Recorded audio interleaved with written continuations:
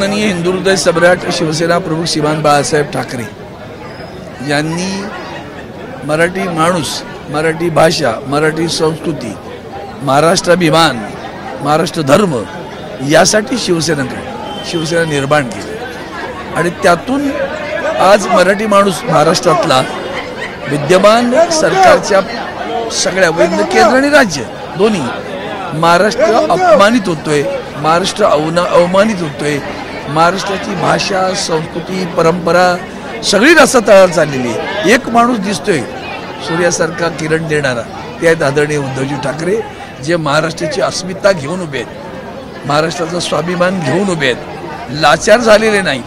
आणि म्हणून कवी कुसुमाग्रजांची जी ओळख ती ते नेहमी मोडला असेल संसार पण मोडला नाही कणा, पाठीवर हात ठेवून फक्त लढ म्हणा, ते आदरणीय उद्धवजी ह्या शिवसैनिकांच्या पाठीवर हात ठेवत आहेत, लढायला सांगतायत, स्वतः नेतृत्व करतायत। आणि म्हणून मराठी भाषा आज महाराष्ट्र देशामध्ये लाचारांचं राज्य, महाराष्ट्र म्हणजे देशामध्ये भ्रष्टाचारांचं राज्य, महाराष्ट्र म्हणजे देशामध्ये अनितीचं राज्य, असं जे चित्र उभं राहिले त्यातून बाहेर, या गर्तेतून बाहेर काढणं आवश्यक आहे। आणि ते आज लोकाधिकार समिती महासंघाच्या वतीनं दरवर्षी प्रतिवर्षी कविश्रेष्ठ कुसुमाग्रज यांच्या जन्मदिवशी ज्ञानपीठ पारितोषिक पुरस्कार सन्मान हा मराठी भाषा दिन साजरा केला जातो।